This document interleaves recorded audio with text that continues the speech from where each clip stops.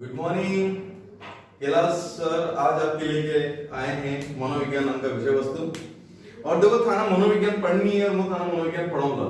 और मुझे जो मनोविज्ञान थाना पढ़ाऊंगा ना वो मनोविज्ञान थाना आराम समझ में आ ली और वो भी राजी राजी। तो मनोविज्ञान थाना पढ़नी है और राजी राजी थाना पढ़नी है और आराम से समझ में आएगी। वैसे मैं हिंदी में पढ़ाऊंगा, ज्यादा दिमाग में प्रेशर लाने की आवश्यकता नहीं है, ठीक है। तो आज जो अपन विषय वस्तु की बात कर रहे हैं उस विषय वस्तु का जो नाम है वो है मनोविज्ञान। और मनोविज्ञान नाम का जो विषय वस्तु है इसका अध्ययन करने के लिए इसकी एक एक चीज को आपको समझना पड़ेगा, क्योंकि ये जो विषय वस्तु आप कितना भी रट लो काम नहीं आएगा। जब तक ये विषय वस्तु आपको समझ में नहीं आएगा जब तक ये आपको काम आने वाला नहीं है। अब देखो होता क्या है कि जब भी दोस्तों देखो मनोविज्ञान पढ़ने के लिए अपन को सबसे पहले अपन को मनोविज्ञान की उत्पत्ति उसके विकास क्रम के बारे में अपन को जानना पड़ेगा। तो मनोविज्ञान के बारे में जब भी अपन बात करेंगे तो सबसे पहले अपन को मनोविज्ञान के बारे में ये देखना है कि विषय वस्तु आखिर में आया कहां से। तो ये जो विषय वस्तु आया वो आया कहां से? दर्शन शास्त्र से आया है। कहां से आया है? तो दर्शन शास्त्र से। अब देखो होता क्या है, मनोवैज्ञानिक केरल के अनुसार ऐसा माना जाता है कि दर्शन शास्त्र का जो एक अभिन्न अंग के रूप में जो मनोविज्ञान काम कर रहा था उस समय यहाँ पर जो इस विषय वस्तु का जो नाम था वो था अंतःकरण। विषय वस्तु का नाम क्या था? अंतःकरण। इस अंतःकरण नाम के विषय वस्तु को दर्शन शास्त्र से अलग करने का जो कार्य किया है वो कार्य किया है अरस्तु ने। और अरस्तु ने दर्शन शास्त्र से अंतःकरण यानी मनोविज्ञान को अलग किया। इसलिए मनोविज्ञान का जो जनक माना जाता है वो किसको माना जाता है? तो अरस्तु को माना जाता है। अरस्तु ने दर्शन शास्त्र से मनोविज्ञान को अलग करने का कार्य किया मनोवैज्ञानिक केलर के अनुसार। इसलिए मनोविज्ञान का जनक किसको माना गया है? तो अरस्तु को। अरस्तु ने क्या किया कि दर्शन शास्त्र में मनोविज्ञान को एक आत्मा के रूप में ध्यान दिया और इसको आत्मा के रूप में यानी आत्मा के रूप में ही प्रमुख रूप से इसका कार्य किया है। अरस्तु ऐसा बोलता है कि सबसे पहले अपन मनोविज्ञान के पहले अपन दर्शन शास्त्र की बात कर रहे हैं। तो दर्शन शास्त्र में होता क्या है, जहां पर परमात्मा की बात हो रही है, जहां पर आपके आत्मा की बात हो रही है और जहां पर आपकी ब्रह्म की बात हो रही है, यानी ये वो संपूर्ण चीजें हैं जो आपके अमूर्त चिंतन के रूप में कार्य करती है, ना कि मूर्त चिंतन के रूप में कार्य करती है। वो सारे विषय वस्तु किसके अंदर काम आता है? दर्शन शास्त्र में काम आता है। तो सबसे पहले अपन ने ये चीज देखी है कि अपन कहना क्या चाह रहे हैं। तो अपन कहना ये चाह रहे हैं कि मनोविज्ञान नाम का जो विषय वस्तु है उसकी उत्पत्ति दर्शन शास्त्र से हुई है। दर्शन शास्त्र में यह अंतःकरण नाम के विषय वस्तु के रूप में जाना जाता था। दर्शन शास्त्र से अंतःकरण को यानी मनोविज्ञान को अलग करने का कार्य अरस्तु ने किया है मनोवैज्ञानिक केलर के अनुसार। इसलिए मनोविज्ञान का जो जनक माना गया वो अरस्तु को माना गया है। ये अपने आगे देख लिया। अब देखो अपन आगे इसको एक एक चीज अपन ध्यान से देख रहे हैं। देखो होता क्या है, तो दर्शन शास्त्र का जनक किस? दर्शन शास्त्र से मनोविज्ञान को अलग करने का कार्य किसने किया? अरस्तु ने। इसलिए मनोविज्ञान का जनक कौन कहलाएगा? अरस्तु कहलाएगा। उसी प्रकार से आधुनिक मनोवैज्ञानिक की बात कर रहे हैं अपन, तो आधुनिक मनोविज्ञानिक का जो जनक माना गया है, आधुनिक मनोविज्ञान का जो जनक माना गया है वो विलियम जेम्स को माना गया है। आधुनिक मनोविज्ञान का जो जनक माना गया है किसको माना गया है? तो विलियम जेम्स को माना गया है। ध्यान रखने से। अब देखो होता क्या है, मनोविज्ञान नाम का विषय वस्तु दर्शन शास्त्र से अलग हो गया है, लेकिन अभी भी इसको लोग मनोविज्ञान के नाम से नहीं जानते हैं। 1590 के अंतर्गत एक मनोवैज्ञानिक आया और उस मनोवैज्ञानिक का नाम है रुडोल्फ गोइकल। उस मनोवैज्ञानिक का नाम क्या है? रुडोल्फ गोइकल। कोई इसको गोगेल कह रहे हैं, कोई इसको गोइकल भी बोलते हैं। जो भी आपके एग्जाम के अंदर है आपको ध्यान रखना है ये शब्द को कि 1590 के अंदर रुडोल्फ गोइकल नाम का एक मनोवैज्ञानिक आया। इस मनोवैज्ञानिक ने सर्वप्रथम मनोविज्ञान नाम के विषय वस्तु का यानी शब्द का इस्तेमाल किया था। मनोविज्ञान शब्द का इस्तेमाल किया था, यानी सबसे पहले इसने क्या किया था? प्रयोग। और ये जो प्रयोग किया था इसने अपनी एक बुक लिखी थी, उस बुक का नाम है साइकोलॉजिया। इस किताब का नाम क्या है? तो साइकोलॉजिया। इस किताब के अंदर इसने सबसे पहले मनोविज्ञान नाम के शब्द का प्रयोग किया था। और बोलना क्या चाह रहा था ये बोलना यह चाह रहा था कि मनोविज्ञान नाम का जो शब्द है वो इसने अपनी किताब के अंदर प्रमुख रूप से इसका प्रयोग करते हुए ये बोला था कि मनोविज्ञान जो विषय वस्तु है वो समस्त व्यक्तियों की आंतरिक क्रियाओं का कार्य करता है। उसके विचारों का जो अंदर है, जितने भी विचार है, उसकी भावनाएं है, उसके अनुभव है, वो समस्त विचार अनुभव उसके जितने भी अंतः क्रिया है, वो संपूर्ण अंतः क्रिया जब उसके व्यवहार के रूप में बाहर आती है तो उस व्यवहार का जो अध्ययन करने का कार्य करता है वो कौन करता है? तो मनोविज्ञान करता है। अब देखो होता क्या है, मनोविज्ञान 1590 के अंदर शब्द का इस्तेमाल करने वाला मनोवैज्ञानिक कौन आ गया? रुडोल्फ वाइटल। मनोविज्ञान को दर्शन शास्त्र से अलग करने का कार्य किसने किया? अरस्तु ने। आधुनिक मनोविज्ञान का जनक किसको माना गया है? विलियम जेम्स को अंग्रेजी में क्या कहते हैं? साइकोलॉजी कहते हैं, ये आप ध्यान रखना। अब देखो होता क्या है कि मनोविज्ञान को जो अंग्रेजी में साइकोलॉजी कहते हैं वो कौन सी दो भाषा से बना हुआ है? तो लैटिन और ग्रीक भाषा के दो शब्दों से मिलकर बना हुआ है। एक का अर्थ है साइकी और दूसरा जो शब्द है उसका नाम है लोगोस। साइकी और लोगोस। साइकी का अर्थ यहां पर माना गया है आत्मा और लोगोस का अर्थ यहां पर माना गया है अध्ययन। यानी मनोविज्ञान का जो शाब्दिक रूप है वो है आत्मा का अध्ययन। शाब्दिक रूप क्या है? तो आत्मा का अध्ययन। अच्छा, मनोविज्ञान का जो ये वर्गीकरण किया गया है कि साइकी जो लैटिन और ग्रीक भाषा के दो शब्द है साइकी और लोगोस, और साइकी का अर्थ आत्मा, लोगोस का अर्थ है अध्ययन। ये जो वर्गीकरण करने वाला जो मनोवैज्ञानिक है उसका नाम है गेरी। ये जो मनोविज्ञान ये वर्गीकरण जो करने वाला जो मनोवैज्ञानिक उसका नाम क्या है? तो गेरी। गेरी नोटे के अनुसार साइकी का अर्थ आत्मा है और लोगोस का अर्थ क्या है? तो अध्ययन। अब अपन बात कर रहे हैं जैसे जैसे विद्वानों ने अध्ययन किया वैसे वैसे मनोविज्ञान का नामकरण होता गया। सबसे पहले अपन 16वीं शताब्दी की बात करेंगे और 16वीं शताब्दी के अंदर मनोविज्ञान को जो नाम दिया गया वो नाम था आत्मा का विज्ञान। आत्मा का विज्ञान। और आत्मा का विज्ञान कहने वाले जितने भी मनोवैज्ञानिक थे वो सारे दार्शनिक थे। सारे कौन थे? दार्शनिक। और इसके अंदर अगर सबसे पहले अगर अपन बात करें तो आत्मा का विज्ञान कहने वाला जो मनोवैज्ञानिक है उनका नाम है अरस्तु और इनके जो गुरु है उनका नाम है प्लेटो। उसके बाद डेकार्ट।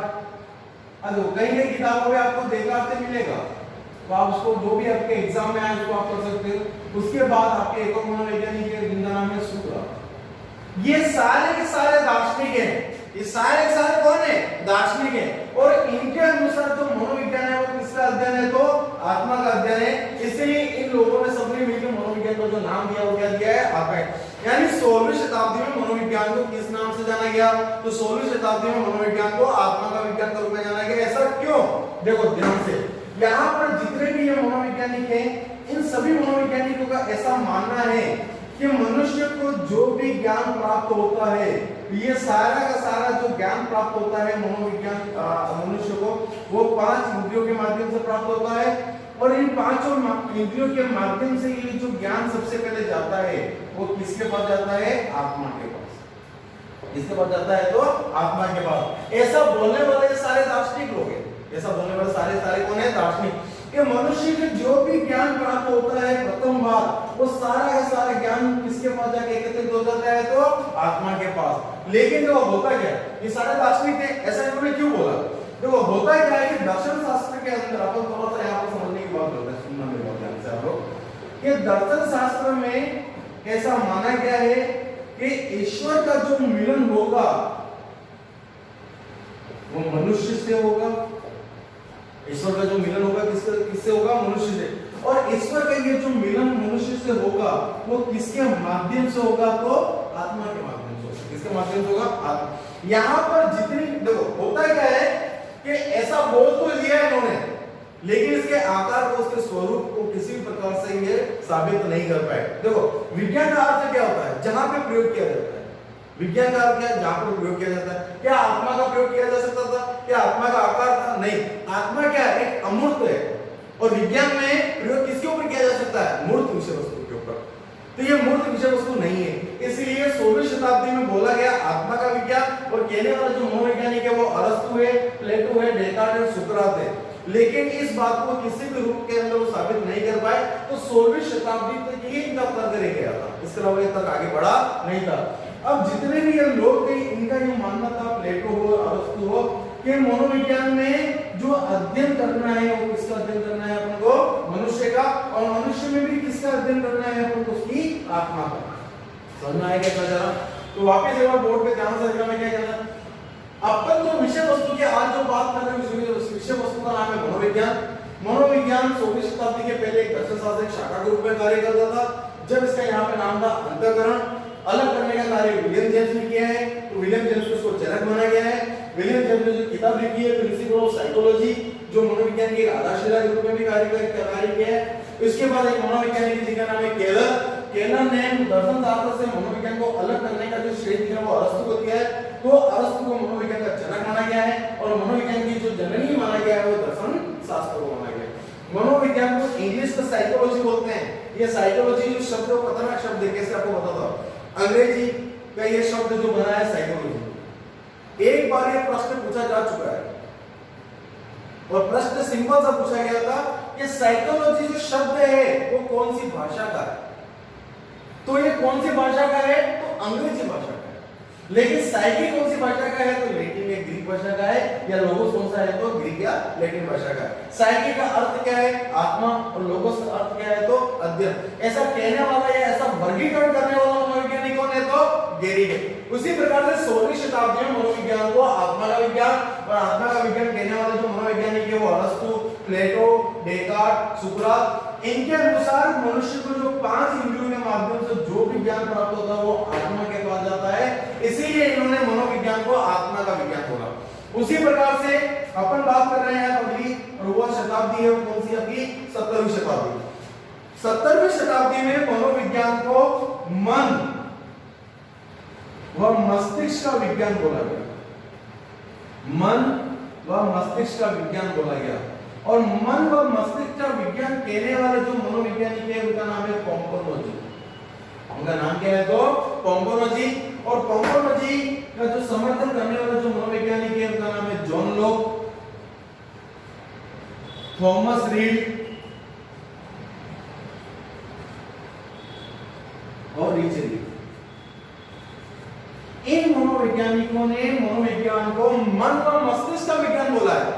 क्या मन व मस्तिष्क का विज्ञान, तो होता क्या, क्यों बोला। पोम्पोनोजी ने यहाँ पर जो साइकोलॉजी है, इन साइकोलॉजी का जो वर्गीकरण किया है, psyche plus logos, psyche plus logos. और यहाँ पर जो साइकी का अर्थ है, पोम्पोनोजी ने मन बोला है और लोगोस का अर्थ बोला है यहाँ पर अध्ययन करना।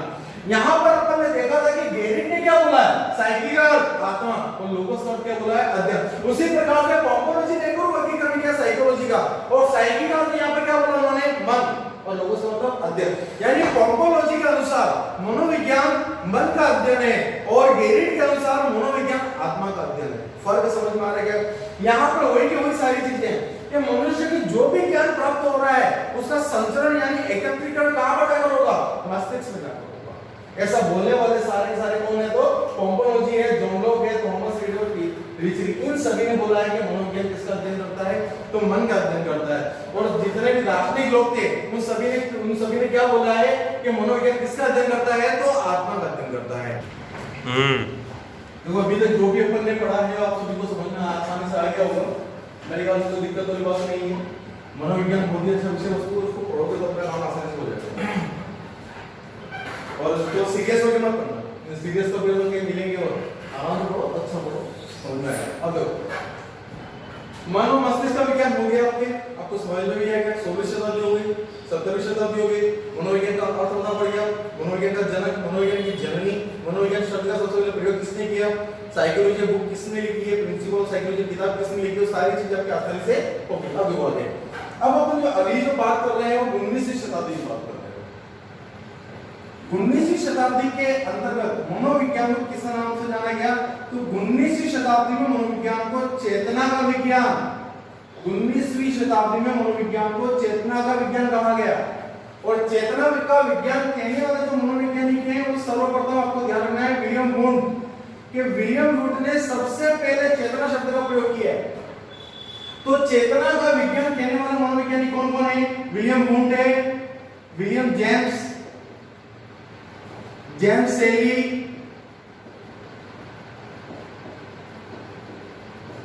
टीचनर और वाइंस। कौन है, तो वाइंस। इन मनोवैज्ञानिकों ने चेतना का विज्ञान बोला है। मनोविज्ञान को किसका विज्ञान बोला है, तो चेतना का विज्ञान। मनोविज्ञान को किसका विज्ञान बोला है, तो चेतना का विज्ञान बोला है। देखो मनोविज्ञान को चेतना का विज्ञान कब कहा गया? तो मनोविज्ञान को चेतना का विज्ञान कहा गया 19वीं शताब्दी में। कहने वाले कौन है? विलियम वुंड है, समर्थन विलियम जेम्स, समर्थन जेम्स सेली, टीचनर और वाइस। अब देखो सबसे पहले चेतना का विज्ञान अपन ने बोला है, लेकिन ये चेतना होता क्या वो भी समझनी पड़ेगी। तो चेतना होती क्या वो भी समझनी पड़ेगी, है ना। चेतना शब्द होता क्या है? तो चेतना शब्द क्या होता है कि मस्तिष्क का वो आंतरिक भाग, मस्तिष्क का आंतरिक भाग आप कह सकते हो। मस्तिष्क कौन सा भाग? आंतरिक भाग, जहां पर विचार होते हैं, जहां पर क्या होते हैं सारे आप क्या करते हो? विचार करते हैं। चिंतन नहीं करते ना, किसी चीज के ऊपर चिंतन करते हैं, सोचना, ये सारी चीजें कहां पर होती है? मस्तिष्क के अंदर होती है। तो मस्तिष्क के आंतरिक भाग में जो भी विचार हो रहे हैं आपके, वो सारी आपकी क्या है? चेतना है। वो सारी चीजें क्या आपकी? चेतना। अब वो होता क्या है कि चेतना का शब्द का सबसे पहले प्रयोग करने वाला कौन है? तो विलियम वुंड ने। अब विलियम वुंड की बात आ गई है तो सबसे पहला तो आपको यहाँ पे ध्यान रखना है कि 1879 के अंदर जर्मनी का एक शहर है, और जर्मनी का एक शहर है जिसका नाम है लिप्जिंग। क्या नाम है? तो लिप्जिंग। जर्मनी के शहर लिप्जिंग शहर के अंदर प्रथम मनोवैज्ञानिक प्रयोगशाला खोली गई।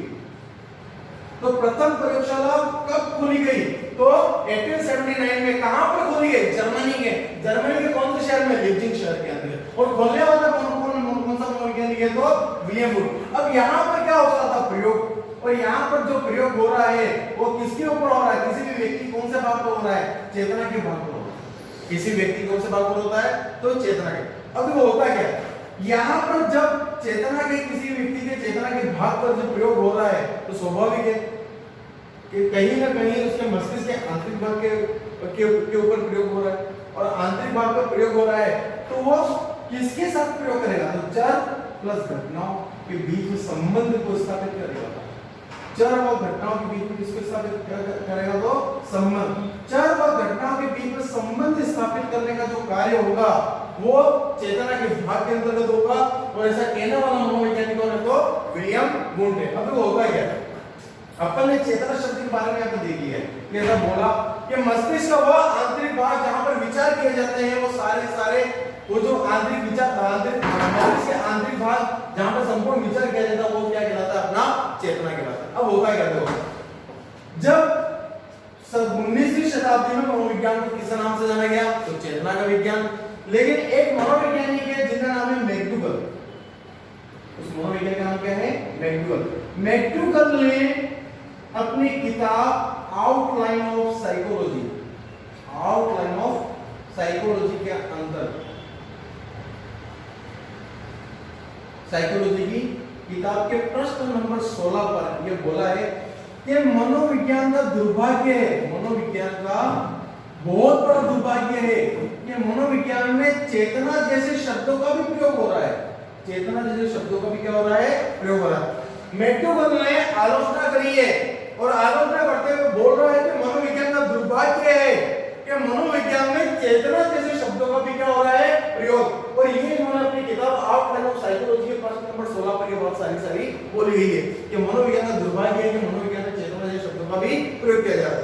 चेतना शब्द का प्रयोग किया जा रहा है। इसकी भी रेखा वेखा सब ठीक है, आकार वाकार सब ठीक है, लेकिन इसकी क्या प्रश्न होने को कुल मिला के साबित नहीं कर पाए। क्यों? कैसे? देखो यहाँ पर अलग अलग है। अब देखो चेतना की जब भी बात होगी तो मन कितने प्रकार के होते हैं? तो मन जो अपने प्रकार होते हैं वो कितने प्रकार के होते हैं? 3 प्रकार के। यानी चेतना को 3 भागों में डिवाइडेशन कर दिया है, ठीक है। सबसे पहले बोला गया है चेतन, फिर बोला गया है अचेतन, और फिर बोला गया है अर्धचेतन। इस सभी को अपन व्यक्तित्व के अंदर कंप्लीट डिटेल से समझेंगे। यहाँ पर आपको इतना ही देखना है कि जो चेतन भाग होता है मस्तिष्क में कितना प्रतिशत? 10%, और ये कितना प्रतिशत? 90%, और ये कितना प्रतिशत? 0। जहां पर आपको सोचने की आवश्यकता पड़ती है, जहां पर बहुत सारी समस्या उत्पन्न होगी, जहां पर बहुत सारा सोचना पड़ता है कि ऐसा होगा वैसा होगा, क्योंकि मनुष्य 90% भाग अचेतन है, समस्या से ग्रसित है। तो वो भाग कौन सा? आपका जागृत अवस्था में आप चेतन हो, और जो अर्धचेतन होता है वो एक पुल का काम करता है, जो मन को या चेतन को मन को कभी चेतन की ओर तो कभी अचेतन की ओर ले जाने का जो कार्य यहाँ पर अपन ने देखा कि मनोविज्ञान को 19वीं शताब्दी में किस नाम से जाना, तो मनोविज्ञान को 19वीं शताब्दी में चेतना का विज्ञान के नाम से जाना। कहने वाले कौन है? विलियम वॉन, William James, James Sully, Titchener और वाइस। 1879 के जर्मनी के लीप्जिग शहर के अंदर प्रथम मनोवैज्ञानिक जो प्रयोगशाला खोलने का जो कार्य किया है वो विलियम वॉन ने किया है। और यहाँ पर सर्वाधिक जो कार्य होता था वो चेतना के ऊपर होता था, और सर्वाधिक कार्य चेतना के ऊपर करने के लिए चर और घटनाओं के मध्य संबंध स्थापित करने का कार्य होता है। लेकिन एक मनोवैज्ञानिक एक और है जिसका नाम है मैक्डूगल, और मैक्डूगल ने आलोचना करते हुए बोला है अपनी किताब आउटलाइन ऑफ साइकोलॉजी के अंदर कि मनोविज्ञान का दुर्भाग्य है कि मनोविज्ञान में चेतना जैसे शब्दों का भी प्रयोग हो रहा है। समझ में आ रहा है? तो ये अपन उसके विकास क्रम की बात कर रहे हैं। मनोविज्ञान के क्या पढ़ रहे हैं अपन? सारे विकास क्रम। अब देखो एक और, जब 19वीं शताब्दी हो गई उसके बाद 20वीं शताब्दी में मनोविज्ञान को किस नाम से जाना, तो 20वीं शताब्दी में मनोविज्ञान को व्यवहार का विज्ञान, 20वीं शताब्दी में मनोविज्ञान को किस नाम से जाना गया, तो व्यवहार का विज्ञान। और व्यवहार का विज्ञान कहने वाले जो मनोवैज्ञानिक हैं वो आपके हैं वॉटसन। वॉटसन ऐसा बोलता है, देखो सुनना मेरा, व्यवहारवाद का जनक की बात कर रहे हैं तो वॉटसन है, और व्यवहार का विज्ञान ढूंढने वाला कौन है, तो वॉटसन है। लेकिन व्यवहार शब्द का सबसे पहले प्रयोग करने वाला जो मनोवैज्ञानिक है वो कौन है, तो मैक्डूगल। व्यवहार शब्द का सबसे पहले जो प्रयोग करने वाला जो मनोवैज्ञानिक है वो कौन है, तो मैक्डूगल है। और व्यवहार का विज्ञान कहने वाले कौन है, तो वॉटसन है। व्यवहार का विज्ञान वॉटसन के बाद बहुत सारे मनोवैज्ञानिक का नाम याद है। एक तो है थॉर्नडाइक, उसके बाद है हॉल, उसके बाद है स्किनर। ये सारे के सारे मनोविज्ञान को व्यवहार का विज्ञान बोलते हैं। ये सारे मनोविज्ञान को किसका विज्ञान बोलते हैं, तो व्यवहार का विज्ञान। उसी प्रकार से अगर वर्तमान की बात करें तो वर्तमान में मनोविज्ञान को क्या बोला जाता है, तो वर्तमान में मनोविज्ञान को व्यवहार का शुद्ध विज्ञान। और व्यवहार का शुद्ध विज्ञान कहने वाला मनोवैज्ञानिक कौन है, तो वॉटसन है। सुनना मेरी बात, क्या कहना चाहूंगा ध्यान से। अपन ने देखा है कि मनोविज्ञान प्रारंभिक अवस्था में जब था, यानी 16वीं शताब्दी की पहले की बात करें, दर्शन शास्त्र के रूप में था, और दर्शन शास्त्र में अंतःकरण के नाम से जाना जाता था। वहां से इसको अलग करने का कार्य केलर के अनुसार अरस्तु ने किया, तो मनोविज्ञान का जनक अरस्तु को माना गया। आधुनिक मनोवैज्ञानिक, आधुनिक जो मनोविज्ञान का जो जनक माना जाता है विलियम जेम्स को माना जाता है। मनोविज्ञान की जो जननी की बात करें तो मनोविज्ञान की जो जननी है वो कौन है, तो दर्शन शास्त्र है। 1590 में प्रथम बार यानी सर्वप्रथम मनोविज्ञान शब्द का जो प्रयोग किया वो रुडोल्फ बोयकल ने किया। रुडोल्फ बोयकल ने प्रथम किताब लिखी है मनोविज्ञान की जिसका नाम है साइकोलॉजिया। उसी प्रकार से 16वीं शताब्दी के अंदर मनोविज्ञान को आत्मा का विज्ञान, 17वीं शताब्दी में मन व मस्तिष्क का विज्ञान, 19वीं शताब्दी में चेतना का विज्ञान, 20वीं शताब्दी में व्यवहार का विज्ञान, और वर्तमान में व्यवहार का शुद्ध विज्ञान के नाम से भी मनोविज्ञान को जाना जाता है। ये आपको देखना है। 20वीं शताब्दी में मनोविज्ञान को व्यवहार का विज्ञान कहने वाला कौन है, वॉटसन है, थॉर्नडाइक है, हॉल है, स्किनर है। जितने भी आपके व्यवहार वाले जितने भी अपन पढ़ेंगे अधिगम पुस्तक में, जितने भी आपके जो भी मनोवैज्ञानिक आएंगे, जैसे पावलोव आ गया, उसके बाद फिर जैसे वुडवर्ड आ गया, ये सारे के सारे व्यवहारवाद के समर्थन करने वाले हैं। और आधुनिक काल में यानी वर्तमान में मनोविज्ञान को व्यवहार का शुद्ध विज्ञान और कहने वाला कौन है, तो वॉटसन। ठीक है ना? तो व्यवहार शब्द का सबसे पहले प्रयोग किसने किया है, मैक्डूगल ने। लेकिन व्यवहार का जनक कौन है, तो वॉटसन। ये आपको ध्यान रखना है, किसी भी कंडीशन के अंदर ध्यान रखना है। अगर ये सब कुछ समझ में भी आ रहा है आपको, तो वर्तमान में मनोविज्ञान को व्यवहार का विज्ञान और कहने वाले कौन है, तो वॉटसन है। तो मनोविज्ञान का अपना जो प्रारंभ किया है वो आत्मा से, और कहां पर आके रुक गया है, तो व्यवहार के ऊपर आके रुक गया। अब कुछ चीजें हो गया आपको देखेंगे। तो अब एग्जाम में कभी कितनी बार प्रश्न पूछा जाता है कि मनोविज्ञान का बंजर काल किसे कहते हैं। तो मनोविज्ञान का जो बंजर काल है, मनोविज्ञान का कौन सा काल है, बंजर काल, वो 1890 से लगाकर 1905 का जो काल है, इस काल को मनोविज्ञान का बंजर काल कहा जाता है, क्योंकि यहाँ पर किसी प्रकार का नया मत नहीं आया। उसी प्रकार से मनोविज्ञान के अंतर्गत किस किस का अध्ययन किया जा सकता है, ऐसे तो सब बहुत सारा जितना भी है, लेकिन मुख्य रूप से आपको ध्यान रखना है कि यहाँ पर जो मुख्य रूप से किसके व्यवहार के अध्ययन की बात हो रही है, तो मनुष्य के व्यवहार की, किसके व्यवहार की, पशु के व्यवहार की, और किसके व्यवहार की, पक्षी के व्यवहार की। इन तीनों के व्यवहार का जो प्रमुख रूप से जो अध्ययन का जो कार्य होगा वो कहां पर होगा, तो मनोविज्ञान में होगा। अब वुडवर्ड क्या बोलता है कि मनोविज्ञान में सर्वप्रथम आत्मा का त्याग किया, उसके बाद मन और मस्तिष्क, उसके बाद चेतना को अस्वीकार, और उन्होंने अंतिम के अंदर व्यवहार में जाके वो अंतर्निहित हो गए। ऐसा बोलने वाला उन्होंने तो गुटवर्थ है।